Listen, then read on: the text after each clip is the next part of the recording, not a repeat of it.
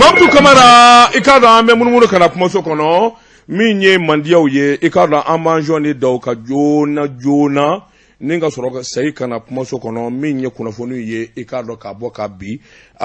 min ye Abudu Ture ale donna kumaso kɔnɔ ka ban hakaja Mamtu an ka wuli ka jɔ kɛ min ye mandiyaw ye an k'o mɔ Bamakɔ a n'a lamini n'a Bolomadadugu Mali kɔnɔ Mali kɔ kan an b'a bɛɛ lajɛlen fo k'a waleɲuman dɔn a ye n dana faamuya sabula min ye nin dana ye n'a gosira o kɔrɔ ye k'a fɔ dugu jɛra anw fɛ yan selifana sali yɛrɛ i k'a dɔn caman b'o la min ye tilefanako ye an caman y'o du k'o ban min ye dimanche don ye a b'a dɔn Mali kɔni kɔnɔ kɛrɛnkɛrɛnnenya Bamakɔ o ye kɔɲɔdonw ye i k'a dɔn bisibasa bɛ fa bɛɛ lajɛlen la an b'a bɛɛ fo k'a waleɲuman dɔn a jodo min ye radio jɛkafɔ ye k'a su a la sabula jɛmukan min n'a kɛrɛnkɛrɛnnen bɛ ka ɲɛsin jamanadenw ma jamanaden minnu taamana minnu bɛ taama sira la walima minnu sigira jamana wɛrɛ la i k'a dɔn jɛmukan in dabɔlen don olu kama bi an bɛ i k'a dɔn min ye radio jɛkafɔ sanfɛ la dama tɛ sabula min ye ayiwa télévision africable ye an n'o jɛra ka nin jɛmukan in labɛn ɲɔgɔn fɛ i k'a dɔn kɛnɛ kan an ye maa wele min ye Burahima Burahima Nabi Ɲambele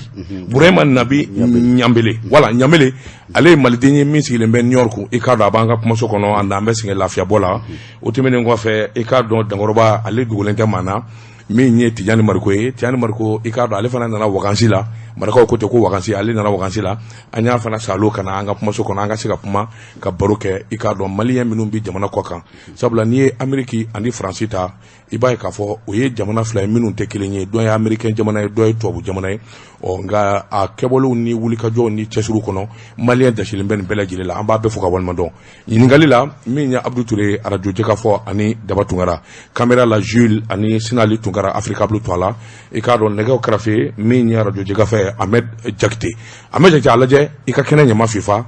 an k'an k'a kan bien i k'a dɔn an y'a fɔ an ɲɛna cogo min hakaja Abudu Ture joona dafa kunnafoni yani an ka maa welelo k'a dɔn ka ɲininkali tɛngu la sabula i k'a dɔn ayiwa an bɛɛ lajɛlen kɔnɔ falen bɛ ɲininkali la sabula kunnafoni ka ca maliyɛnw kan maliyɛn minnu bɛ jamana kɔ kan kunnafoni jumɛn bɛ taamadenw kan an bɛ don minɛ ko bi min ye taamadenw kunkanko kibaruyaw ye karamɔgɔ Daba Tunkara an b'a daminɛ an ka jamana kɔnɔ min ye tɔnba min bɛ taamadenw tɔgɔ la i b'a ye k'a fɔ tɔnbeleloba fila don min ye au conseil des maliens l'extérieur ye waati laban in na i b'a ye k'a fɔ danaya kun gosila k'a fɔ k'u ka ɲɛmaaba k'u bɛna falen o biro falen o ɲɔgɔn kunbɛn min kun kɛla an bɛ se k'a fɔ min ye a bolodala siɲɛ 3 k'a bɔ a dɔgɔkɔrɔ an bɛ se k'a fɔ an bɛ don min na hali bi an bɛ se k'a fɔ gɛlɛya bɛ yen nɔ sabula waati laban in na an b'a ye k'a fɔ min kɔni ye kiiri tigilamaw ye olu ye sɛbɛn dɔ bɔ ka bin n'o fana ye sariya sɛbɛn k'a jira k'a fɔ min kɔni ye Habib Sila ye ale bɛ jɔyɔrɔ min na a bɛ don min na i n'a fɔ bi k'a kana kuma malidenw tɔgɔ la minnu bɛ kɔkan na janko o conseil tɔgɔ la o kɛli min kɛla o kɛla sababu ye min ye biro yɛlɛmali ye mun kun bolodalen bɛ dɔgɔkun kɔnɔna in na o cɛla ka bɔ a dɔgɔkɔrɔ fɛn filanan mun bɛ yen nɔ o ye an y'an da s'a ma dɔgɔkun tɛmɛnen nin kɛnɛ kan maliden minnu bɛ yen nɔ n'u bɛ gɛlɛya sɔrɔ kuma caman Kuyati ni Arabi Saoudite jamana na min ye agence de voyage ye minnu bɛ taa ni maaw ye Iji la minnu bɛ taa ni maaw ye Imura la o maa kelen dɔ bɛ taa n'a maaw fana ye Makan ale ni Kuyati jamanaw la u bɛ contrat ni fɛn minnu kɛ u ni ɲɔgɔn cɛ yan nɔ ani u bɛ taa baara minnu sɔrɔ yen nɔ tiɲɛ yɛrɛ la u tɛ kelen ye gɛlɛya b'a la min ye Dumuya ye ni o ye Dawuda Dumuya ye 16e tɔgɔ la min ye Arabi Saoudite an n'a kumana bi yɛrɛ an kun kan ka fɛn caman fɔ nka komi maa welenw b'an bolo an b'o to dɔgɔkun nata la donc fɛn minnu b'a la an bɛna commencer ka tɔgɔfɔli daminɛ agence tɔgɔfɔ ani maa minnu bɛ baara in yɛrɛ kɛ an bɛna tɔgɔfɔli daminɛ à partir de la semaine prochaine inchallah mais Abdou semaine prochaine ka jan o la agence minnu b'a la ani mɔgɔ minnu baara ka nin baara cɛjugu kɛ k'an ka jamanadenw ta ka t'u feere arabuw ma sabula nin ye feere de ye u b'u nɛgɛn ka kuma caman f'u ye alors i k'a dɔn min ye semaine prochaine ka jan sisan ni tɔgɔ minnu b'i bolo i bɛ tila k'o fɔ n ye an k'o da mɔgɔ tulo kan alors an b'a bɛɛ fɔ k'a waleɲuman dɔn an minnu baara k'a lajɛ Africable télévision na i k'a dɔn a b'a ka jamukan min n'an k'a ma ko tunganankew ka kɛnɛ weleli i k'a dɔn an y'a bolola ka se Burahima Nabi Ɲambele e ye maliyɛn ye i sigilen bɛ k'i ɲininka ayiwa New York Burahima n b'a fɛ k'a dɔn i k'a dɔn ayiwa wulikajɔ bolo kan cɛsiri bolo kan mun y'i se New York kalan wa wari ɲini ayiwa sani an ka don kuma kɔnɔ an b'a fɔ alhamdulilayi rabbil alamina parce que ni i bɔra ka taa jamana kɔ kan Ala y'i ma segi so i bɛ Ala tanto ka na sigi aw ka kɛnɛ fana kan an bɛ Ala tanto ka aw fo ka lamɛnbaaw fo ka Mali kɔnɔ ani Mali kɔkan a cɛ ana muso ana silamɛ ana diinɛ bɛ mɔgɔ bolo ani minnu ta yɛrɛ Ala bɛ an bɛ foli k'o bɛɛ lajɛlen hali bi Ala k'an bɛɛ lajɛlen Ala ka jamana in Ala ka lafiya an bɛ dugawu fana kɛ ko min bɛ jamana kɔnɔ bɛ a dogolen t'anw si la Mali kɔnɔ Mali kɔkan a ka jugu an kɔ ka mɔgɔw ma ka tɛmɛ hali minnu b'a kɔnɔ mais o t'i ɲɛ fo an ka dugawu kɛ ɲɔgɔn ye ka tila ka baara kɛ donc an bɛ o fana dugawu kɛ hali bi Ala k'o dugawu minɛ jamana in ma min y'an se Amérique ayiwa i b'a dɔn k'a fɔ diɲɛlatigɛ yɛrɛ ye sababu de ye sani ka bamananw b'o de fɔ ko sani ka t'i cun i ka kunnaja kan sababu ni ɲinana sababu kɔ kunnaja bɛ tigɛ i la anw ye maliyɛnw ye maliyɛn minnu ni depuis an fitinin an b'an sen kan Côte d'Ivoire ni jamana wɛrɛw ni Nigeria oui d'accord donc anw ye maliyɛn de l'extérieur yɛrɛ de parce que depuis ne si bɛ san 14 ou bien san 15 ni bɛ n sen kan sisan n bɛ fo san 50 ni kɔ la donc o ye Ala ka latigɛ ye an seginna ka na Mali kɔnɔ yan oui d'accord mais i ka Amérique ta voilà n b'o de i taara kalan de la wa bon n taara Amérique parce que Américain muso de tun bɛ n bolo ah oui d'accord n ye Américain muso dɔ n'o ye ɲɔgɔn dɔn yan ale tun bɛ n bolo ale taara parce que n'ale taara waati o waati a tɛ se ka sigi fo ne ka taa donc n taara pour que ale bɛ se k'a ka kalan kɛ cogo min na donc o de kosɔn n sigira Amérique donc n ye kalan dɔw fana kɛ mais n taa kun ma kɛ n yɛrɛ ka kalanko ye n taa kun kɛra de sabu ni Américain muso dɔ ye ɲɔgɔn dɔn kabini Mali kɔnɔ yan donc ale ka kalanko kosɔn puisque n'ale taara waati o waati a bɛna kalo 2 kɛ diyagoya ni ne tɛ yen ale bɛ tila ka tɔɔrɔ a bɛ segin ka na donc a ye san dama k'o la je me suis dit que n kana ale fana ka vie fana bila en danger donc o de kosɔn n taara voilà alors dis-moi Ɲambele i ka dɔn nin ye san joli ye i bɛ Amérique bon Amérique n bɛ Amérique bi a bɛ san 25 san 26 bɔ i bɛ to ka taa ka segin kɛ waa tari bon n bɛ taa ka segin kɛ n siɲɛ fɔlɔ ka taa n ye san damadama kɛ n ma na mais san damadama waati concernant in na puisque anw bɛ taa Amérique tuma min na papier ko gɛlɛyaba min bɛ yen bi o tun tɛ yen donc an taali depuis an taali san 1 kɔnɔ an ye sigi papier sɔrɔ donc san 3nan bɛ dafa tuma sɔrɔ an ye Amérique yɛrɛ nationalité sɔrɔ dugu 40 ani kɔ i bɛ Amérique dugu jumɛn na bon n sigilen don New York ah i bɛ New York ouais mais n ye président de CDM New York New Jersey Connecticut u b'a fɔ o ma 3 states c'est-à-dire que state minnu sigilen bɛ ɲɔgɔn kɛrɛfɛ ni olu bɛ dépend Mali ambassade min bɛ Nations Unies na maliyɛn minnu bɛ yen olu kungo ɲɛnabɔ olu bɛɛ lajɛlen o état 3 in donc n b'o représenter CDM na donc ni n y'a faamuya i ye CDM jɛnɛjɛkulu min sigilen bɛ maliyɛn minnu bɛ jamana kɔ kan i ye CDM ka ɲɛmaa ye New York New Jersey Connecticut New York New Jersey ani Connecticut Connecticut voilà. Ok d'accord voilà, o ye état dɔ ye Amérique ok super voilà. Alors Tidiane Marko komi e ye dugulen ye so dugulen ye dugani ye Tidiane Marko i ka dɔn a bɛ waati jan bɔ i fana i bɛ France an b'o kalama nin t'i siɲɛ fɔlɔ ye an ka ɲɔgɔn sɔrɔ nin kɛnɛ kan an ye taali caman kɛ Paris Africa Télévision an ye garijɛgɛ sɔrɔ k'i ye Paris an ye baro caman kɛ Tidiane Marko nakun ye mun ye an bɛ don minɛ ko bi Bamakɔ ok Daba Tunkara an bɛ radio Jɛgafɔ lamɛnbagaw bɛɛ lajɛlen fo ka radio Jɛgafɔ kanubagaw bɛɛ lajɛlen fo kɛrɛnkɛrɛnnenya minnu tulo bɛ émission Diaspora la nin wagati na an bɛ bɛɛ lajɛlen fo ka bɛɛ lajɛlen waleɲuman dɔn Daba k'i yɛrɛ fo ka Abdou Touré fo i y'a fɔ cogo min na a ti tɛmɛ o kan an ye ɲɔgɔn sɔrɔ siɲɛ caman radio Jɛgafɔ kɔnɔ yan ani Africa Blue sanfɛ o kɛra sisan n nakun yɛrɛ ye min ye o ye sɛngɛlafiɲɛbɔ ye n nana sɛngɛlafiɲɛbɔ la nin wagati na i nana wagasi la d'accord alors Tidiane en plus de ça i ka dɔn aw minnu bɛ nazara jamana na aw ye jɛkulu sigi sen kan ko Jɛgafɔ kanubaw aw yɛrɛ dama bi téléphone ni fɛnw ci ani ɲɔgɔn cɛ vraiment i ka dɔn a jamukan bɛ tɛmɛ Jɛgafɔ la alors o hakilila nana cogo di comment vous faites ça oui an ye jateminɛ kɛ k'a fɔ ko radio Jɛgafɔ lamɛnbagaw ka ca mɔgɔ caman bɛ u bɛ radio Jɛgafɔ lamɛn sisan an ye hakili jagabɔ de kɛ k'a lajɛ an bɛ se ka moyen jumɛn de bila en place walasa ka radio Jɛgafɔ lamɛnbagaw gɛrɛ ɲɔgɔn na i n'a fɔ nin nouvelle technologie ko kuma in na tout à fait tile in na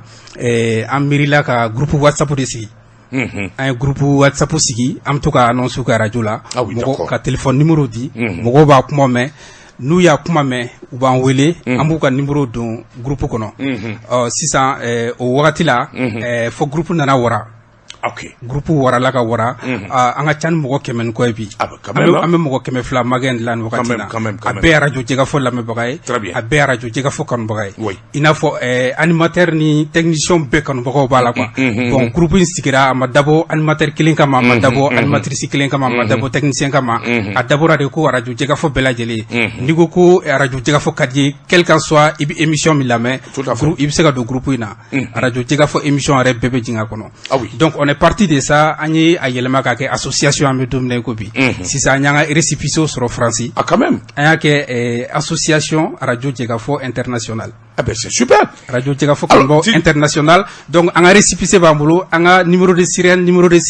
an ka déclaration officielle b'an bolo journal officiel la Faransi ben c'est super an y'o papier sɔrɔ an tilara k'a fɔ ko bon n'an ko an bɛna baara kɛ Mali la sisan an b'o kɛ cogo di an ye Mali fana wulikajɔw kɛ an bɛ don min na i ko bi an ka Mali fana récépissé b'an bolo très bien an ye association min ye an reconnu no Faransi an reconnu no Mali la fana an y'a fila bɛ récépissé sɔrɔ alors Charles Marco cela n'a rien à voir peut-être avec d'autres associations au conseil BI CSDM BI i ka dɔn ni ɲɔgɔnna jɛrɛjɛkulu caman bɛ yen est-ce que a b'o baaraw fana kɛ bon an ka association yi ni CSDM ni au conseil ti baara kɛ ɲɔgɔn fɛ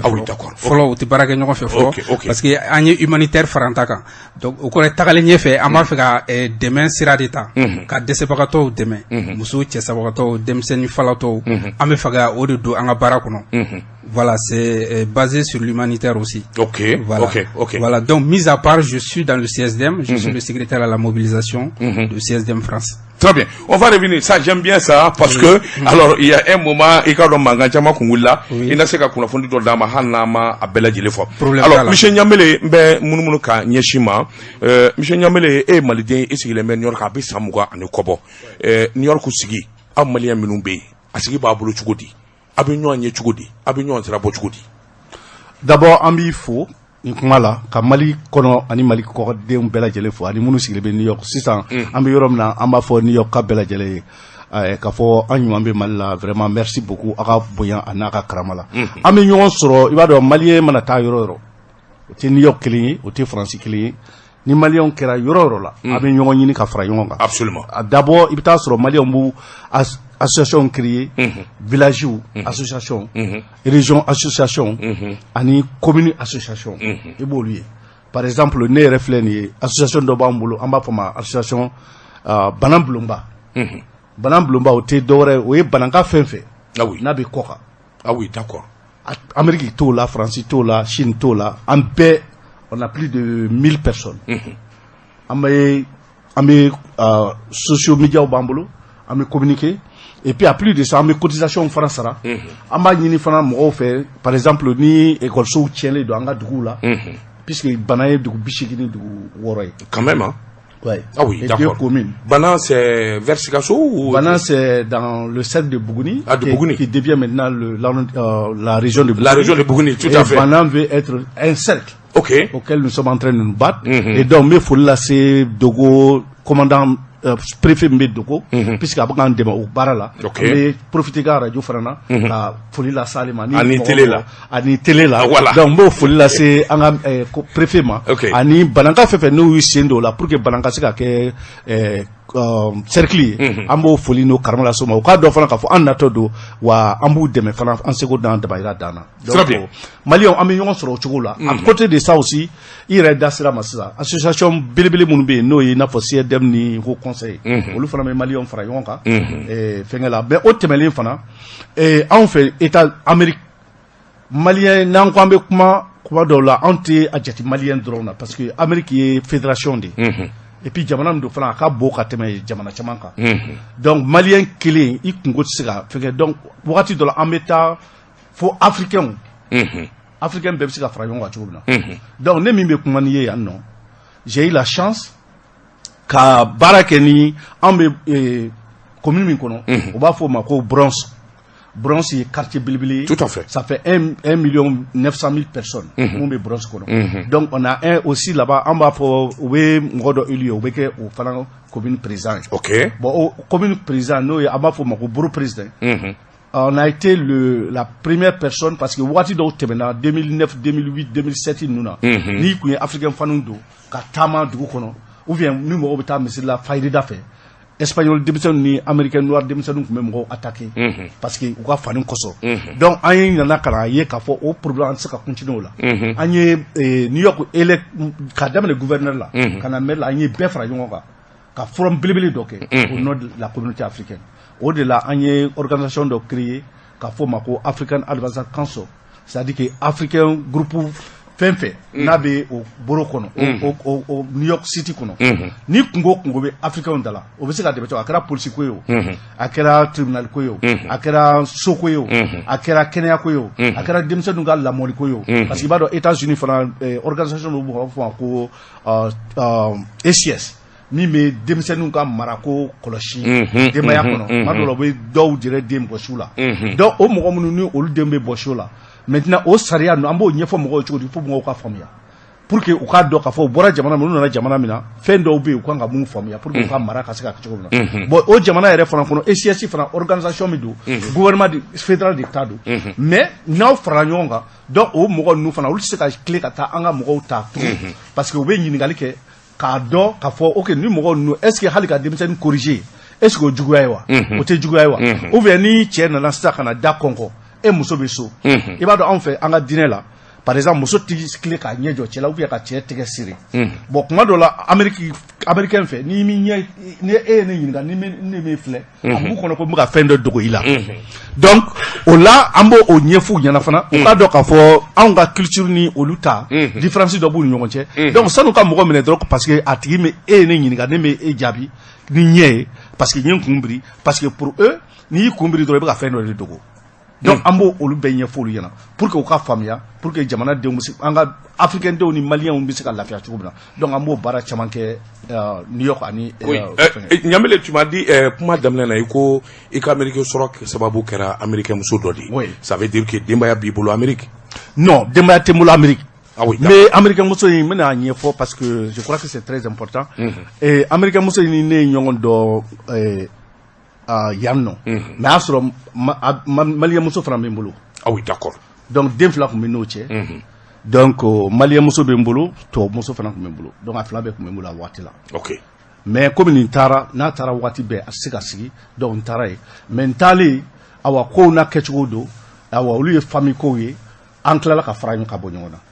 o faamuyara voilà hali n'a ma dɔ la donc ça veut dire que i ka denbaya toujours o bɛ n ka denbaya bɛ Mali la yan n nakun yɛrɛ belebeleba ye nin sen parce que n denmuso ani n denkɛ fɔlɔ olu fila bɛɛ furula dimanche tɛmɛlen tabarikala ala k'u ala ka furuw kɛ furu ye n denmuso ye cɛ sɔrɔ o furula n denkɛ fɔlɔ fana ye muso furu donc an y'o mariage fila kɛ dimanche tɛmɛlen d'accord alors Ɲamele yani an ka bɔ e fan fɛ ka yɛlɛma cɛ ani fan fɛ alors dis-moi i y'a fɔ cogo min Amérique ye jamana belebele de jamana min ka bon kosɛbɛ maliyɛn carilen b'a bɛɛ la New York Chicago New Jersey Washington a ka ca a jamana ka ca mais est-ce que en général maliyɛn fɛn o fɛn bɛ Amérique dugukolo sanfɛ est-ce que a bɛɛ bɛ ɲɔgɔn kalama bon an bɛɛ i ko américain hali New York maliyɛn caman bɛ yen an bɛɛ tɛ ɲɔgɔn kalama tout à fait ça c'est mais organisation ba minnu bɛ yen i n'a fɔ par exemple CIEDM on a en sorte que CIEDM kɛra organisation ye Amérique état minnu bɛ yen i bɛ taa sɔrɔ CIEDM ka branche sigilen bɛ o états la i n'a fɔ n ye New York ta f'i ye sisan ni Connecticut o saba o ye président ne ye mais an ka bureau fédéral fana bɛ yen n'o ɲɛmɔgɔ ye Fatumata Jara ye Poupé oui d'accord donc ale fana bɛ yen olu ka bureau fana bɛ yen an ka bureau dɔ fana bɛ North Carolina ok bon donc n yɛrɛ b'a dɔn sɛbɛnni in na u ye dɔ fana u bɛna dɔ installer Washington ani Baltimore Maryland section fana sigi donc n'an seginna fana an b'a la ɲinina ka Chicago o fana section sigi bon an ka mɔgɔw fana taara Californie i b'a dɔn New York États-Unis yɔrɔ ka jan ɲɔgɔn na donc an b'a ɲini ka o sigi yɔrɔ bɛɛ la pour que parce que CIEDM veut montrer la différence entre maliyɛn kan ka mara maliyɛnw kan ka mara cogo di maliyɛnw bɛ se ka sɔrɔ i ye association kɔnɔ cogo di tant que ni maliyɛn mabɔlen bɛ ɲɔgɔn na tant que i tɛ se ka maliyɛn dɛmɛ a ka problème immédiat la forcément association tɔgɔ bɛ k'i la mais tu n'es pas ça. Ça c'est la différence. Moi qui vous parle, j'ai été secrétaire juridique du Haut Conseil des Maliens de l'extérieur. Oui, d'accord. Pendant 6 ans avec Dibassi. Donc je suis l'un de ces gens-là qui peut vous dire la différence entre les deux associations. Et en plus de cela, je suis le coordinateur et membre du M5 États-Unis. Marché au marché qui est Amérique. M5 Togola. a autorisation ne de y'a bɛɛ ɲini. Très bien. K'a bɛɛ lajɛlen fana taama organiser. Monsieur Nyambele, i k'a dɔn o faamuyara. Alors Tijani Mariko i k'a dɔn au-delà association Viw ni fɛnw na an b'a dɔn i ka cɛsiri barika ka bon kosɛbɛ. Maliyɛnw taamani a ka fara ɲɔgɔn kan a barika ka bon kosɛbɛ. Mais Tijani bɛ ko wɛrɛ fana kɛ min tɛ nin si ye wa? I n'a fɔ politique baara walima o n'a sira ninnu est-ce qu'il b'o baaraw fana kɛ? Politique parce que Malien mana kɛ cogo cogo enfin Nyambele bɔra k'a fɔ Amérique M5 ka fɛnw ale de kun y'o mais est-ce que en France est-ce que tu fais la même chose? Oui, au-delà des associations, mes partis politiques là, fait mes partis Sadi au secrétaire général français. Ah oui, d'accord. Oui. Parti Sadi. Parti Sadi, oui. Alors, Tidjane, comment tu parviens ni association ko ni jamako ka politique ko fraka? Oui, c'est juste une question d'organisation. Ibika ko labɛn min kan ka kɛ waati min na, i b'o ko waati la i kana ko wɛrɛ duru ko la. I b'i ka programme jateminɛ, i kan k'i organiser cogo min, i ka baara personnel i kan k'o kɛ wagati min na, i kan k'i occuper i ka famille la wagati min na, i b'o jateminɛ. Association baaraw fɛnɛ a bɛɛ jateminɛ, a bɛɛ organisation ko ye. Alors Tijani Mariko i k'a dɔn min ye wulikajɔ ani cɛsiri bolo kan waati kɛra a ka tɔn min n'o ye CSDM ye a ye gɛlɛyaba sɔrɔ Faransi sabula i k'a dɔn min ye tɔn ye a bolofara nana caya mankan cayara fo kana kiriw kɛ an bɛ donni min na ko bi maa min yɛrɛ tun bɛ kɛlɛ in jubaju la n'o ye Bedi Dramé sariyatigiw b'a nɔfɛ k'a minɛ k'a don kaso la i bɛ se ka CSDM ka mankan min wulila Paris e bɛ mun dɔn a la a kɛra kɛcogo jumɛn na? Oui, bon, ne yɛrɛ tun b'a cɛmancɛ la parce que ka CSDM a tu tigɛ bɔ France 16e tout ke bawo nere bola anye bureau siki ɲɔgɔn fɛ ani Bedi kanga président ye bon sama nu nana caya bon Bedi j'ai rien contre lui n terikɛ ɲuman ba don ɲa dɔn je pense c'était en 2007 mais BDM na waati min na n tanti dɔ bɛ ale de ni Bedi bila ɲɔgɔn fɛn bila en contact voilà comme ne tun to ka taa opération kɛ BDM la et Banu kuma muso Banu kuma a ka kɔɲɔmuso Mariam Wage oui ne tanti de Mariam kuma Mariam ah oui d'accord oui OK o de ko n'i bɛ taa BDM na monsieur Dramé bɛ i b'a fɛngɛ i bɛ ka fɛnw passa fɛ quoi donc ne ni Bedi ɲɔgɔn dɔn ten bon kɔfɛ o kun ye kabini 2007 waatiw ye 16e ko in nana daminɛ 2015 2016 an ka sɔrɔ ka contacts ta ni ɲɔgɔn ye tuguni voilà donc maintenant an kɛlen ka 16e sigi o cogo la mangan nana wuli mangan ma sɔrɔ dɔwɛrɛ fɛ an kan ka conférence dɔ de organiser interview dɔ tɛmɛna Modibo Guindo a ye interview dɔ kɛ je pense que ale kuma in bɛɛ fɔ ka ban quoi voilà parce que ale fana tun b'a cɛma ye comme ne tun b'a cɛma cogo la an ye conférence organisation daminɛ comme Bedi an ka président ye an ye danaya d'a kan ale ni Bamako tun bɛ échange fɛn o fɛn kɛ c'est-à-dire que an ko an dalen do Bedi la an bɛ information bɛɛ to a bolo quoi a mana gérer cogo o cogo bon ja o y'a sɔrɔ information dɔw bɛ yen olu bɛ na an tɛ b'o kalama ale b'o dugu anw na quoi bon an kɔni tora ka tugu a kɔ ten ka danaya d'a kan an kɔrɔkɛ do bon an b'a bonya et puis n'a ye min fɔ an t'a sɔsɔ bon fo ko nana ɲagami conférence ko nana ɲagami o cogo la donc kana mankan don ani Sherifu ni ɲɔgɔn cɛ parce que kumaw nana ɲɔgɔn cɛ cogo sugu dɔ la sinon an bɛ an force di conférence organisation na an bɛ bɔ an ka baarayɔrɔ la directement kana réunion kɛ pour que conférence bɛ se ka labɛn cogo min na oui Croix de Chavo métro fɛngɛ la métro sortie yɛrɛ la café ni min bɛ yen n b'a dɔn i b'a dɔn an bɛ ɲɔgɔn sɔrɔ yen baara jingu la n'an ye ɲɔgɔn sɔrɔ an bɛ taa an ka réunion kɛ quoi donc ko nana k'o cogo la ten bon kana mankan wuli au début an bɛɛ lajɛlen ye Sherifu jalaki quoi k'a fɔ ko Sherifu jo t'a la parce que a ye comportement min kɛ a bɛ fɛ ka denmisɛnninw don denmisɛnninw n'u ka hɛrɛ cɛ bon ja an tun tɛ k'o de kalama o la donc an nana ka na commission dɔ kɛ n k'an bɛ commission dɔ bila en place qui va essayer de réconcilier les choses bon Sherifu de ka sɔrɔ ka na ni courrier ye courrier minnu cira Bedi ma mail minnu cira a ma ka na n'olu ye Bedi ma sɔn olu kuma foyi fɔ anw ye au début Bedi ale de tun y'a fɔ k'ale de ye conférence initiateur yɛrɛ ye ko hakilina bɔra ale de la bon à terme de référence ninnu ko o bɛɛ ale de ta ye bon o si kun tɛ tiɲɛ ye voilà bon kaburu o tiɲɛ dɔnna mɔgɔw commencera k'a kɔ bila dɔɔni dɔɔni bon an bɛɛ fɛnɛ an ko vraiment ko n'a ko bɛ taa n ko c'est pas sérieux an tɛ se ka don ŋanamu ko la donc an ka sɔrɔ ka Bedi to a dama bon après a ko k'a bɛ fɛngɛ wɛrɛ créer association wɛrɛ créer pour que ka conférence kɛ n'o association ye n'o ye COGEMEX ye bon o nana créer après a dɛsɛra ka 16e fana bila tuguni donc a balana 16e na fo ka na a ye bolofara dɔ créer a yɛrɛ ye bado wakati tɛmɛnenw na a nana Bamakɔ yan ko kana ɲɛmɔgɔ yɛrɛ ta ɲɛmɔgɔ bon o ɲɛmɔgɔ tali ka gɛlɛ ale bolo parce que n'i y'a jateminɛ ko daminɛna cogo min na mandat de kun dira ale ma k'a ka France bureau sigi bon n'i ko Serifu reconnu tɛ k'e bɛ o ɲɛmɔgɔya ta bon faamuya cogo t'o la quoi donc a ko nana kɛ o cogo de la quoi donc finalement a tora kelen na parce que aw minnu kɛra tu in tigɛba ye ani aw ma bɛn bilen ani anw ma bɛn bilen bon mɔgɔ damadɔni tugura kɔ voilà sinon jama fanba kɔni o de bɛ an ka yɔrɔ la et puis voilà très bien alors yana an ka bɔ paragraphe kɔnɔ Abdou Touré ni ɲininkali min b'i bolo k'a taara Ɲambele walima i k'a dɔn Tijani Mariku ma ayiwa comme ni Tijani Mariku bɛ kuma na ka ban an bɛ fɛ k'a dɔn n'i y'a ta k'a lajɛ waati laban in na gɛlɛya ye malidenw sɔrɔ kuma caman na an bɛ fɛ k'a dɔn an bɛ don min na i n'a fɔ bi Faransi maliyɛnw ka gɛlɛya ye jumɛn ni jumɛn ye hali bi Faransi maliyɛnw ka gɛlɛya tɛ dɔwɛrɛ ye o ye sɛbɛnko de ye parce que a bɛɛ jugu tigɛ ni sɛbɛnko de ye sɛbɛnko b'a la baarako b'a la soko b'a la nka sɛbɛnko in de ka gɛlɛn n'a bɛɛ ye ka d'a kan dɔw yɛrɛ bɛ yen u bɛ baara la fɛn bɛɛ b'u bolo mais n'u ma se k'u ka sɛbɛn yɛlɛma u tila k'u ka baaraw perdu quoi donc an bɛ se k'a fɔ u ka gɛlɛyaba yɛrɛ ye sɛbɛnko de ye bon sɛbɛn kɛrɛnkɛrɛnnenya carte nako parce que n'i y'a mɛn ko i bɛ passeport sɔrɔ nin waati in na o b'a sɔrɔ carte na ka ɲi bon maa caman de bɛ erreur don n'olu ka carte nako la u yɛrɛ dɛsɛlen don k'u ka passeport renouveler walasa u bɛ se k'u ka France papier sɔrɔ cogo min na ka fara kan fana minnu bɛ yen ni sɛbɛn t'u bolo an ka denmisɛn minnu bɛ taa ji kan n'a y'a sɔrɔ olu tubabuw y'u dɛmɛ u ye u yɛrɛ kɛ mineurs ye bon o b'a sɔrɔ majeur carte de b'u bolo bon u b'a fɛ ka yɛlɛma kɛ ka carte na kura sɔrɔ u dɛsɛlen don k'o sɔrɔ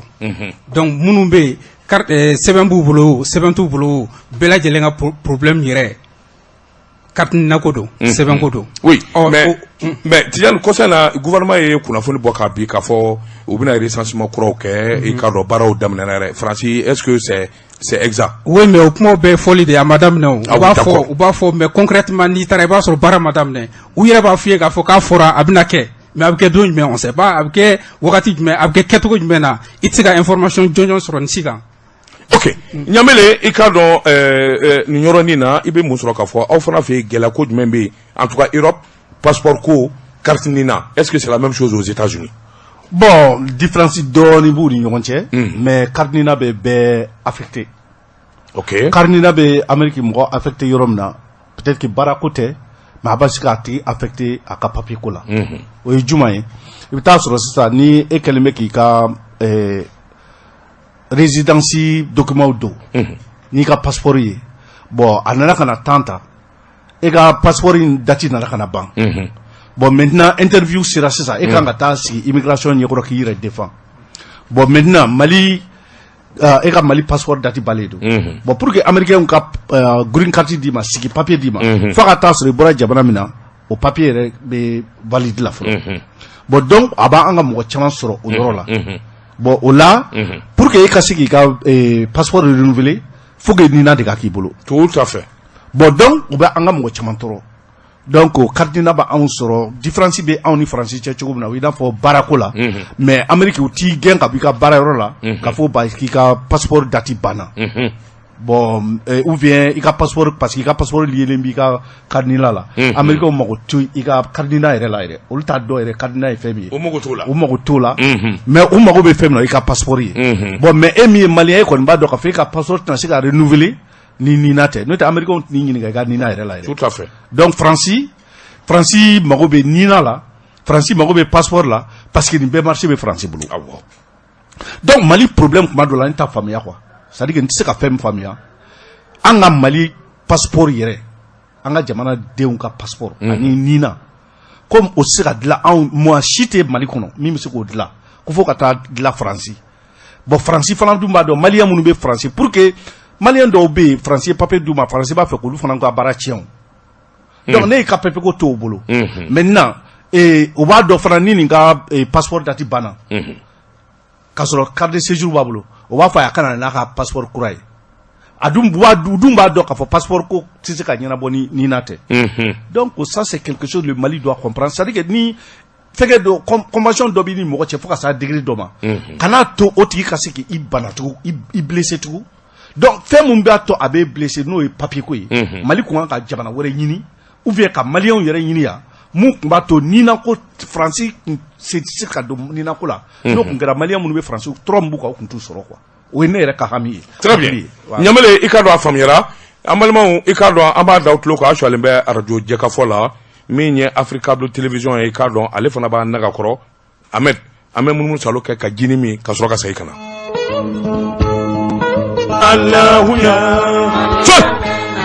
Bien, Ahmed Jakite malidenw sen tɛ fɛn min na an fana sen t'o la i k'a dɔn o ye tiɲɛ ye malidenw mana don ko min na an bɛɛ lajɛlen bi don la i k'a dɔn an ka babu filanan an bɛna bolo da an b'a daminɛ Ɲamele la Ɲamele aw minnu ye maliden ye n'a sigilen bɛ jamana kɔ kan a kamana gwannen don i n'a fɔ an minnu bɛ so kɔnɔ an fana kamana gwannen don jamana in ye wulikajɔ ani binni caman kɛ ka tugu ɲɔgɔn in na jango sisan an bɛ camancɛ fanga na an maliyɛn minnu bɛ Amérique aw ka hakilina ye mun ye min bɛ jamana kɔnɔ bi politique baara la. I ka nin kuma diyara n ye kosɛbɛ sabu ka da ka d'abord sani i ka se Amérique sani i ka se Faransi sani i ka se Australie ou Chine i ye maliyɛn de ye bon hali n'i b'o jamanaw la fɛn fɛn ka gɛlɛn anw ma o ye jamana in de ye mais jamana in selen bɛ yɔrɔ dɔ ma bi a selen bɛ maliyɛnw bɛɛ lajɛlen ye hali n'a sɔrɔ ni i yɛrɛbakun ka fɛnkɛw bɛɛ kan k'i janto i yɛrɛ la mais an ka jamana fɔlɔ an k'o labɔ fɔlɔ donc n'i ye jamana in an bɛ yɔrɔ min na bi cɛmancɛ fanga yɛrɛ nana cogo di parce que maliyɛnw sɛgɛnna de ni maliyɛnw sɛgɛn tɛ an tun tɛ cɛmancɛ ko fanga kuma fɔ bi 2021 na mais sɛgɛn ni tɔɔrɔ ani kamanagan ani gɛlɛyaw de y'an se yan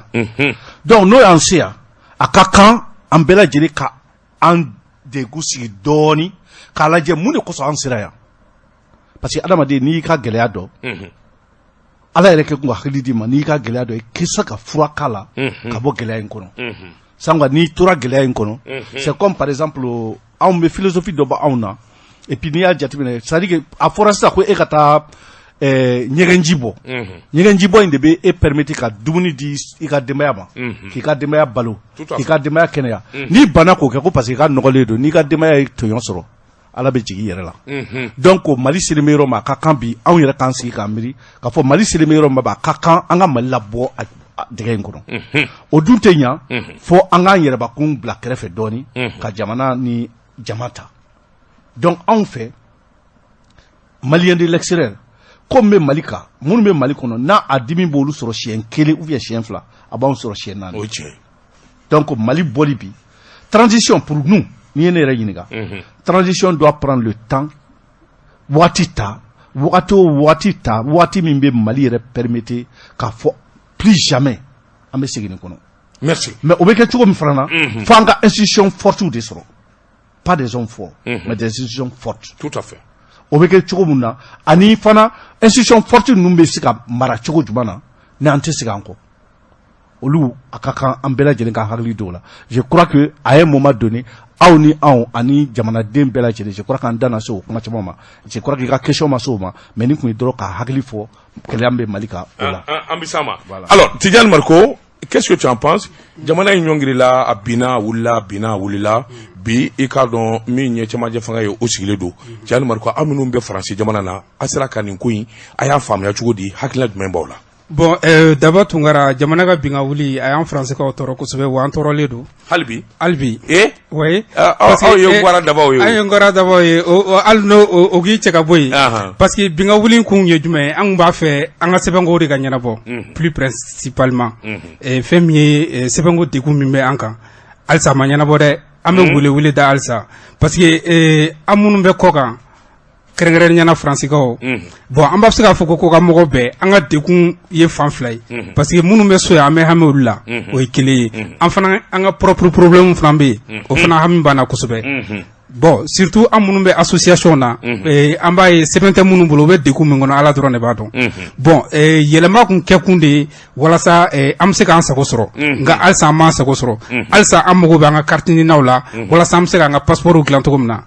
walasa an kana an ka Faransi papier perdu mɔgɔ caman b'o degun kɔnɔ bi n'i y'a jateminɛ dɔw yɛrɛ bɛ bɔ fɔ Mali la ka na o y'a nali sɛbɛn minnu ye ka na k'u bɛ n'u ka passeport dilan yan ka taga ka bɔ Faransi ka bɔ Faransi ka na passeport dilan ka na passeport dama dilanni kama ouais n terikɛ dɔ bɛ yen ale y'o kɛ y'a ye pour que aga France sebe ngana tien quoi o be passeport ni na ko problème di parce que baro malla ko ni nana managa to ya nyana ba to ko sugo lo imana do amana ga sero sirai voilà bon anto de femene amba fe an anto an sigidaw la u ga nga sebe ngo nyana bo bon amba nyini chama che fanga fe annu ma se ka barake ka a dafa u ka kundon munu mina olu kɔfɛ walasa olu be se ka lase cogo min na ka dafa bon n'o bɔra n'an nana Mali kɔnɔ an bi jɔrɔ kosɛbɛ an ka mɔgɔ minnu bɛ yan parce que kuma caman b'a mɛn u ye marifa jɔ dɔ la yan fɛ k'a ka moto minɛ la u ye nin bɔ min wulila yan fɛ bon o fana n'an y'o mɛn dɔrɔn a b'an tɔsi jɔ donc il faut que sécurité ka na quoi ou ka insécurité yɛrɛ de kɛlɛ o ye an jɔrɔna koba dɔ ye donc ni transition sera ka a jilaja nin baara ninnu na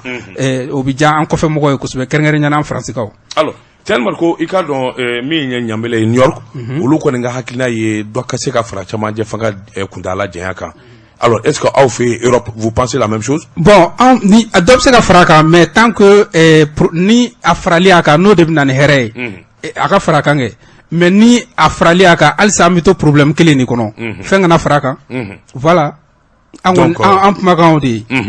et là je veux savoir Tidiane Marco parle en tant que homme politique ou bien malien tout court oui en tant que en tant que un citoyen quoi un citoyen alors ça c'est sûr oui. Alors Abdou ni nigali bi bolo ka fara nika oui nga nigali be talike femina ambe ba don fana aluna so kramo de batungura anti nyonyi ko la kusube o de coronavirus ko yi amado fana we gele chama se maldo mamunu be jamana ko kanana aw fe bi mesure be coronavirus ko be danga na France fɛn min ye coronavirus ko ye caman bɔra la sa ka d'a kan wagati kɛra a kun gɛlɛyara kosɛbɛ i tɛ mago la wa a kun gɛlɛyara kosɛbɛ Abdou Touré ye tubabu lamɔdenw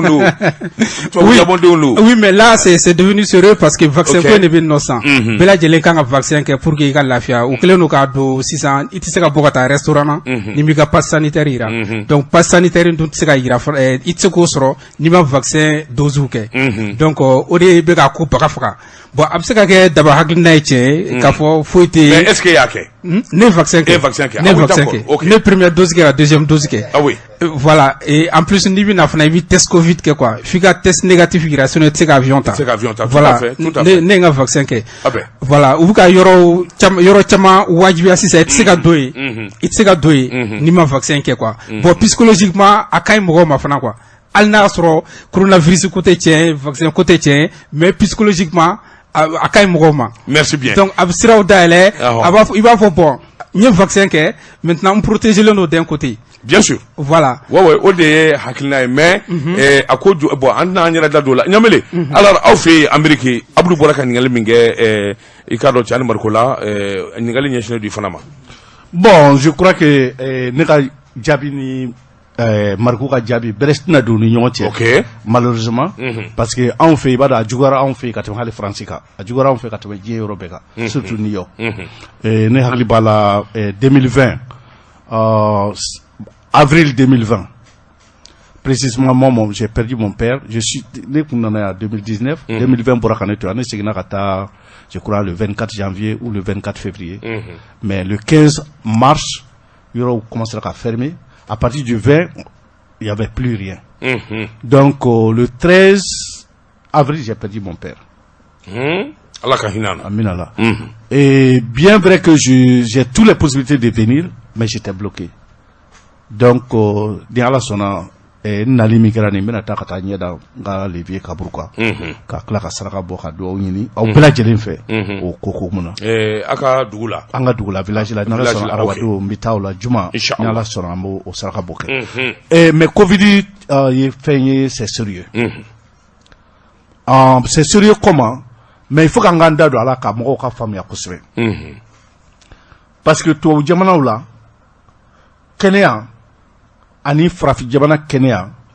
différence b'u ni ɲɔgɔn cɛ bon ni mɔgɔ m'o différence faamuya a bɛ mɔgɔ caman kamana gan anw fɛ yen i t'i sigi ko fo bana k'i sɔrɔ i ka taa dɔgɔtɔrɔso la wagati de b'i bolo kalo wɔɔrɔ ou bien kalo saba i bɛ taa ka taa i ka bilan kɛ k'a dɔn mun kun b'i kan k'a dɔn i bɛna ɲɛɲini cogo di donc n'i y'o jateminɛ i bɛ taa sɔrɔ aw fɛ yan bana misɛnnin dɔw bɛ mɔgɔw minɛ résidence naturelle bɛ aw fari la ka tɛmɛ anw kan parce que n'i taara anw fɛ u bɛ vaccin ni fɛnw bɛɛ k'i la c'est à dire que résistance naturelle foyi tɛ k'i fari la bilen donc ala k'i kisi ni bana y'i minɛ k'a sɔrɔ résistance t'i la donc i b'a ye hali an ka mɔgɔ dɔw bɛna vacances la yan mura ou bien fɛn dɔ b'a tigi minɛ dɔrɔn a bɛ sin ka a bɛ ban a tigi bɛ ban parce que ni i si ban waati sera a bɛ taa o yɔrɔ la mais Afrique yan nɔ i bɛ taa sɔrɔ ni bana ye mɔgɔ minɛ bana bɛ se ka mɔgɔ minɛ k'a sɔrɔ naturellement fɛngɛ minnu b'a fari la o bɛ se ka bana in kɛlɛ bon anw fɛ yen ni bana sani bana k'i minɛ i bɛ taa sɔrɔ déjà fura ninnu kɛlen b'i la quoi bon n'o fura tɛ e fari la donc Covid dun kun ye bana kura ye bana kura min don a fura tun tɛ tubabuw bolo donc n'a fura t'u bolo diyagoya a bɛ kɛ problème y'an bolo donc o de y' anw sɔrɔ mais Afrique a ma fɔ Covid tɛ yan mais Covid bɛ se ka mɔgɔ caman minɛ puisque le corps a des antibiotiques ka bana kɛlɛ o bɛ se ka mɔgɔ caman dɛmɛ a la n'i y'a ye ko farafinna mɔgɔ sata ma caya komi tubabu la o yɔrɔw fana b'a la mais mɔgɔw t'i da don olu la k'olu fɔ parce que anw fɛ yen kɛnɛya ye business de ye quand je dis business c'est parce que ni e bana la dɔgɔtɔrɔso hali assurance fɛngɛ minnu b'i bolo chaque fois i bɛ taa consultation minnu kɛ olu bɛ dɔgɔtɔrɔw bɛ sara de donc c'est devenu un business donc ni kɛnɛya ko kɛra business ye souvent a bɛ impact fana économique fana kɛ donc maintenant mais o la ni résidence tɛ adamadenw fari la o de kosɔn anw fɛ États-Unis mɔgɔ sata cayara ka tɛmɛ yɔrɔ caman kan parce que anw ka kɛnɛya ko ni yɔrɔ caman fana ta tɛ kelen ye donc je crois que ça c'est compris Nyambele alors mais ne fana ye Covid fana kɛ n y'a test n y'a a vaccin fila bɛɛ kɛ ok mais ni fana bɛ na fana n bɛ test kɛ ka sɔrɔ ka na n y'o fana kɛ mais ni bɛ taa fana n bɛ test fana kɛ cɛ 72 heures tout à fait voilà, donc, tout à fait voilà alors Nyambele yani an ka kuma galama di i k'a dɔn Tijani ma i k'a dɔn baabu belebeleba laban an bɛn'o ta o de ye bi a dogolen tɛ maa si la k'a fɔ yɛrɛjɛkulu fɔlɔfɔlɔ min sigira maliyɛnw ye an maliyɛn minnu bɛ jamana kɔ kan o y'o conseil ye gɛlɛya b'a kɔnɔ f'a dama tɛmɛna est-ce que an n'o ka kan fura jumɛn b'a la bon normalement haut conseil ne ye ne yɛrɛ ɲininka haut conseil kun ka don ni gɛlɛya kɔnɔ parce que ni gɛlɛya ye moi je crois que ni gɛlɛya ye adamadenw yɛrɛ ka gɛlɛya fabriquer et puis haut conseil mɔgɔ ɲɛmɔgɔw yɛrɛ fana ka gɛlɛya fabriquer don parce que moi je ne peux pas comprendre ne tɛ se ka fɛn dɔ faamuya n ka maaya la sariya aw yɛrɛ de ye sariya sigi aw yɛrɛ ni ɲɔgɔn cɛ librement mɔgɔ si m'aw diyagoya k'a fɔ n'i sigina ɲɛmɔgɔya la i kan ka nin san hakɛ de kɛ n'o san hakɛ banna i bɛ taa maa wɛrɛ bɛ na donc n'i t'a faamuya k'a fɔ bi haut conseil bɛ problème sɔrɔ k'a fɔ wa ko Sila b'a fɛ ko ka troisième mandat kɛ ne t'o faamu quoi ni ne tun bɛ haut conseil si j'étais militant de haut conseil aujourd'hui la guerre que moi j'allais faire mɔgɔ wɛrɛ tun t'o kɛlɛ kɛ haut conseil mɔgɔ wɛrɛ de tun kan ka kɛlɛ kɛ mais malheureusement i bɛ taa sɔrɔ maa caman bɛ haut conseil kɔnɔ an bɛ tugu ɲɛmɔgɔw kɔ parce que ɲɛmɔgɔ bɛ se ka mɔgɔ min ye anw ma mais sariya minnu bɛ an ka tɔn kɔnɔ an t'o bato o de kɛlen bɛ k'an sɛgɛn sanga haut conseil normalement a bɛ taa a ɲɛmɔgɔ fɔlɔ ye ne y'a f'i ye sisan ko moi j'ai été le secrétaire juridique du haut conseil aux États-Unis avec Dibassi pendant 6 ans. Tout à fait. Haut conseil ɲɛmɔgɔw tɛmɛna o olu taara parce que u ka mandat banna donc moi je ne peux pas comprendre aujourd'hui que Habib après 12 ans de présidence ko ale ka wuli tugu k'ale bɛ san 5 wɛrɛ ɲini quoi ne t'o faamu. Alors qu'est-ce qu'il faut faire? Moi je crois que il faut appliquer la loi. Très bien. Il faut appliquer la loi et le haut conseil doit être en première ligne. Mɔgɔ minnu bɛ haut conseil la les délégués qui sont venus des pays olu de kan ka kɛ ni kɛlɛ ɲɛmɔgɔ fɔlɔfɔlɔw ye. Très bien. Pour que ka nin jɔ. Tijani Mariko, pour que a kana ɲɔgɔn wɛrɛ. Qu'est-ce que tu en penses? Oui, qu'est-ce que j'en pense au conseil problème là? Moi je pense que c'est juste un problème balma ka fɔ cogo min na ka sariya bato. C'est-à-dire que aw de chartes kɛ aw de statut kɛ aw de règlement bila en place mais mun bɛ aw bali ka o respecter sariya batobaliya ani nata d'un côté nata fana nɔba b'a la parce que n'i y'a mɛn u bɛ ban ka sariya bato u natalen don fɛn dɔ de la voilà donc o dɔrɔn de don quoi pour que problème ka résolu u ka statut min bɛ yen u ka statut bato ka statut respecté et en même temps nata ka b'u ka fɛnw na parce que ne nata dalen do dokan no o be fendo de ema no nana kuma do fo al no te sharia kan fo ibi tuko ko on a ñokono o doron de ba kono quoi voilà maintenant la solution bon ne bla Habib no la je démissionne Habib sila ka fin aka démissionner ale mun soro au conseil financier war boko ni war boté nga kango ma ti noro dongile la gwanza ou peut-être que passeport diplomatique ba pour est-ce que Reb na fanya ça OK bon, moi je pense que il doit démissionner aka tout bolo quoi aka bla na o kesi ça mangambe bo yoro de là bien il y a un autre problème aussi dans le haut conseil problème ngore be haut conseil là minga jugu nimbe moi je vois des gens ici mun be haut conseil clair OK ibu ye télévision so là ibu ye radio so là ka kuma haut conseil là normalement au moment ka haut conseil kuma il faut parce qu'ils sont plus maliens de l'extérieur et kana jamana ibe au conseil jatibine tout ça on n'a pas appliqué voilà c'est à dire que saria batubalia udo parce que haut conseil hali au conseil mo munu bi chama be bi kuma malien to la ibita sera do retara maliko ka peut-être 1 mois 2 mois ou 3 mois mais au be au conseil a plus de 10 ans tout à fait do be au lieu de bora jamana fana koka il n'a pas États-Unis ou France peut-être que do rapatria kana bon ils n'ont plus le statut de haut conseil de malien de l'extérieur parce que be akacha sanani ça mais toujours ibol de Abika ngala seuni fengola donc abi moko surprend parce que c'est des gens en bout d'eau en bas d'offre ou nana kuchiko munna en bas d'offre ou be maliku na akacha sans demande sans munuye bon kaye ko hali ko be kuma malien de l'extérieur tola moi je suis par exemple nebe Sierra Nabi mais si moi je rentre au Mali et que le Salia ko wa ni donnant Mali là plus de 1 an ko dit maintenant sanglé ka kuimanga était malien de l'extérieur d'abord et moi je veux même pas être malien de l'extérieur ni le dollar ne pas faire donner. Très bien. Alors, en balmaw ikado amba dautlo kwa ashwalembe radio jekafola kabo kurufina jamukami ni dimasho amba ka ngutungarango ka kene anga mawulele ikado minye Burahima Nabi Nyambele maldendo samuga aniko abe New York jamana na sedem ikado katon nyamado minye Tijani Marikoye ikado maldendo mimbi sanjama mbo français jamana na afana naka dembaya be ikado minye awanunu maflay alisikilo Paris ikado Tijani Mariko maldendo min nala ko jonembe jeka fola kosobe sabula ikado nita chefola kenenka nita chefola Afrika bla ikado babu laba aminota Tijani Mariko Nyambele ikado ambe krofodi Tijani Mariko foloma Tijani ikado itafradama France oui abisan damadobo abisan chamabo tu peux me dire honnêtement oui dabane tara tungana Paris nyini ngoynye walama ninkarana ni entoro maseka nyinaka kile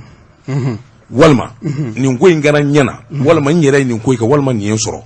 maseka ni nyina ngwani jaranyo kojugu ni 20 fla ibseka du men vanyala d'accord d'abord modèle qui javin na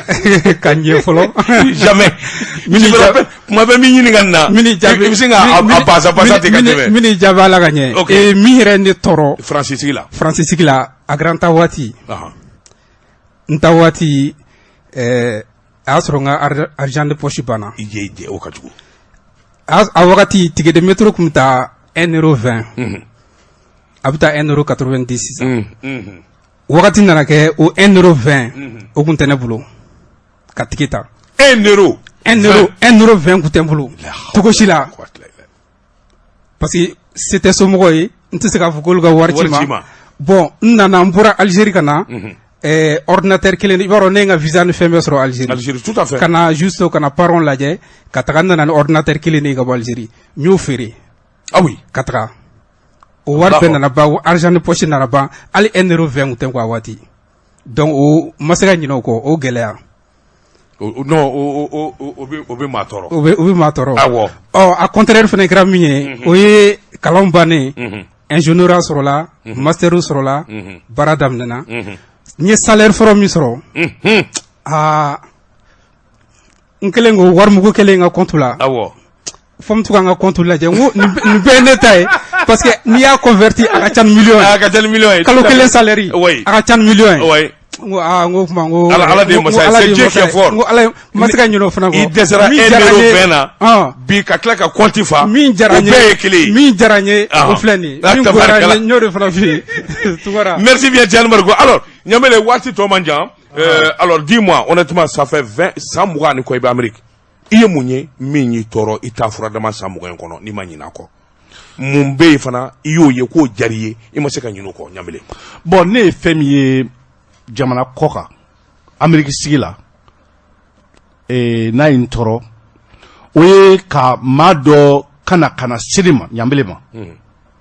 a delila ka kɛ ka fɔ n dɛmɛ nin ko in na u b'a dɔ fana a se bɛ n ye mais ne ka taa dɛsɛ k'o tigi dɛmɛ. O delila ka kɛ o delila ka kɛ o ye n tɔɔrɔ. I dɛsɛra k'a tigi dɛmɛ. Dɛsɛra k'a dɛmɛ sabu a bɛ kɛ kuma min na wa a ka karinina ko in fana problème de don parce que a y'a sɔrɔ se bɛ ye k'a tigi dɛmɛ immigration na parce que n bɛ service de sécurité la mais parce que nin papier in ko in kɔsɔn o dɔrɔn de kɔsɔn o don na se si tun t'an ye k'a dɛmɛ o ye n tɔɔrɔ kosɛbɛ parce que o ye n faso fɛgɛ bila n na kosɛbɛ. Bon i b'a dɔn n'i bɛ Amérique u b'a fɔ ma ko pays d'opportunité. Bon min i b'a dɔn fɛn caman bɛ kɛ bon nafolo ko a y'o yɔrɔ min fɔ Faransi peut-être olu b'a fɔ 1 mois mais anw tɛ sara mois la anw bɛ sara par semaine ou bien par jour n'a y'i diya donc n'i y'anw ka sara jateminɛ san kalo kɔnɔ c'est pas 1 million c'est pas 2 millions ça dépend de ton travail mɔgɔ dɔw bɛ yen min bɛ se ka $10,000 sɔrɔ par mois parce que n'i ye $2,000 sɔrɔ par semaine ça te fait $8,000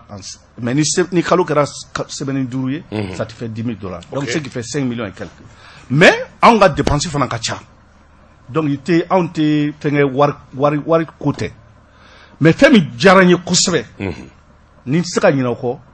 o ye don min na ni n bɔra Amérique ka segin ka na Mali kɔnɔ yan salon parce que a sɔrɔ n ka levier ko diyagoya fo n ka na de salon n tun t'a fɛ ka na 2019 laban kuma n tun t'a fɛ ka na mais a ko na diyagoya na pour que n b'a fɛ ka fɛn dɔw yir'i la n nana ka n'o kɛ ka sigi yan 3 mois ka segin ka taa 1 mois après mon père est décédé. maa tɛ ɲinɛ o kɔ. Voilà n tɛ se ka ɲinɛ o kɔ. Ɲanbele. Merci bien. Alors an balimaw an b'a fɔ k'a waleɲuman a ka lamɛnni ko ɲuman na Abdou Touré. An bɛ se k'a fɔ karamɔgɔ daso a ka bɔ fo n'a sɔrɔ kibaruya kunkuru minnu bɛ yen nɔ. Voilà. Donc mun tun bɛ yen n'an b'o kɛ k'a dafa an bɛ jate o ye an tun ye mun fɔ an bɛ Dawuda ka kumakan lamɛn Dawuda Dunbiya ka bɔ Arabi Saoudite min fɛ min ye Ɲanbele ale ni Mariko ka kɛ an seere ye fɛn minnu ka kɛ yen nɔ a ye tɔgɔ dɔw fɔ tɔgɔ 2 b'a la donc an b'olu lamɛn n'an y'o lamɛn donc je crois que o bɛ kɛ ko daminɛnen dɔgɔkun nata fana an bɛna di mɔgɔw ma fɛn o fɛn b'a ko la tiɲɛ yɛrɛ la ko c'est la kuma ye ten parce que an ye dɔ kɛ nin na 16e ɲɛmɔgɔ min bɛ comment on appelle Arabi Saoudite an n'a kumana a ye mun fɔ tagaliko la an ka jɛ k'o lamɛn. An k'a lamɛn. Min ye maliyɛnw trafiqueli ye ka n'u bila ɲɛni ni baara jugu la yan sɛgɛn jugu la yan an delila k'a fɔ 16e ta mɔgɔ si to yen tuguni min tun ye appel lancé Mariam Samake mais mɔgɔ min y'a trafiqué min kɛra a démarcheur coxeur ye k'a na Musa Bore an y'a dénoncé gendarmerie la a recherché len bɛ a kɛlen bɛ k'i dogo mais a k'a dɔn dogoli nin t'a ɲɛ ye a kɛra cogo cogo un jour a bɛ minɛ de tɛgɛ bɛ k'a kan u bɛ ninnu na u bɛ nkalon sugu bɛɛ tigɛ u ye et puis u bɛ tila ka mun f'u ye ni problème y'u sɔrɔ tan u bɛ vocal ni fɛn minnu ci u ma k'u ka boli ko n'u bolila ko ka taa polisi la ko comme ça k'u bɛ labɔ ten u bɛɛ tun bɛ arabu kalan na yan nin fɛn fɛn ye nin ye k'u ka boli olu de bɛ boli nin ko nin fɔ u ye alors que yan loi la tant que mɔgɔ min y'i ladon min ka séjour b'i bolo alors il n'est pas normal k'i ka boli mais seulement côté kelen min b'a la côté kelen pe min b'a la min bɛ se ka ninnu dɛmɛ o ye contrat ntanya ye c'est contrat t'u bolo ka filanan min wulilen bɛ yan sisan o démarcheur tɔgɔ ko Ali Jara o ye min na yan a ye jeune dame min na yan a y'o bila contrat dɔ signer la Bamako u bɛ b'u bila contrat dɔ signer la ka wariba minɛ arabuw la comme ça ni ninnu nana a baara ko ɲa tiɲɛ ye n'u bɔra min na n'u ko k'u ka u bɛ segin arabu b'a fɔ ko fɔ k'u ka wari sara k'a sɔrɔ olu ma wari minɛ coxeur de y'a wari minɛ an y'a contacté ko a ye contrat min signé a ye dennin bila ka contrat min signé Bamako a k'o contrat ci an ma ka na o contrat min an b'a yira a ka employeur la a nana min tɔgɔ la an b'a yira o la nin de y'i ka wari minɛ mais i ka baaraden nin yɛrɛ a ye min ci ma ka na ta a m'i ka wari minɛ ale tɛ a cas dɔw kɛra yan anyo ofenge olutara oluretara chukudi anya demande a kamplar fedron amani ni fe ka visa ressorti dama akaka wari angongo wari ko amawarmine ko ba amba munne kan amte warsara man se ka dore ka amba fanga consulat wala ambassade no vise ka de men chukumina au fond amase ambassade amase consulat la a visa ressorti dama otara o kalaba kado flankera anya mo daw kan kata bureau de travail la on yere de mo da kan 16 den kata bureau de travail la bureau de travail la ko contrata bolo dama black ma wala tukuni o ko chema aka bien da ma aka visa ressorti dama wala ba faire transfert tribunal la donc au cas bien fait direct au tara donc il faut qu'un autorité de tutelle ka famanga famunde ya ama faut que tu me loigne non au côté au fanga famunde ka faut anga mo famse ka josoro chokoro konta ka damne ka ke asro ya ke contrat ko ni parce que vous là na contrat tout boulot ni contrat be mbolo o ko re mais contrat te fin mbolo na tigerini yanka fananche na soro ijobala akira chocho ka sariabo o jote ka wote ka usra kande siga sitola e nembela agence monumbulana agence monumbala bulana damarudo na agence baklembala nie la dilikane kasuma ni mo na tsukune ka affaire traiter ou ka agence niveau là et bien ambo fana dénoncer ko fana ces gendarmerie là Kramo da batungura agence to ma fo gama flabe no amse ka ulu to to ankilla ma folo o Musa Bore ma flana to Ali Jaray ulu yi mawi mamunu simbe mauka talla kusube ubala be bamako ano ka mawla banga tanu ye Arabie Saoudite kana mawla bwana ka taganu ye mi Kuwait ko ni adam ne do kuna tawla mi ni révélation ambe temenaye to fo bi ke agence voilà ou bebi fo voilà ambalwa ni de kara o gerdiga bi amba be fo ka walmando anga ma wulele Tidiane Marco ani monsieur Nyambele ka bon York anga foli ni tanu be kanyesha obela jilema foli ani tanu Nyambele anwolela ka bo Amerique i dogoke ko ki fo u baraki lame mi nye Seba Kulubali Malien minnu be ku bi fo dantila parce que ibe wuli ka jɔ min kɛ ku baraki akuma fɛ ka do direct la ka se k'i fo antenne na ngo waati dafara donc Seba Kulubali ay foli donna ko nga fiye voilà Oustaz Diakate Traoré an b'a fo ka waliman dɔn i k'a dɔn Oustaz Diakate Traoré i k'a dɔn dolo karamɔgɔ ale bɛ filɛli kɛ ni dolo de ye i k'a dɔn ale b'an lamɛn san kalo 12 an ka foli ni tanu bɛ kɛ ka ɲɛsin ayiwa Oustaz Diakate Traoré ma ni maa min b'a fɛ Oustaz Diakate Traoré a ka ɲɔgɔn sɔrɔ i b'a wele 76 22 37 39 76 22 37 39 merci bien tonni ka lase malki yel koy male fana be kan lameni watina ka bo Sigoroni awo ala ila ima fo yor ko bien alors vraiment Amel Dekte alok men nego krafe la radio Jega Fola mi nye caméra Jules Anisal Tunkara oluk me caméra la Africa bla ngali keba Abdou Touré daba Tunkara akambe wati wore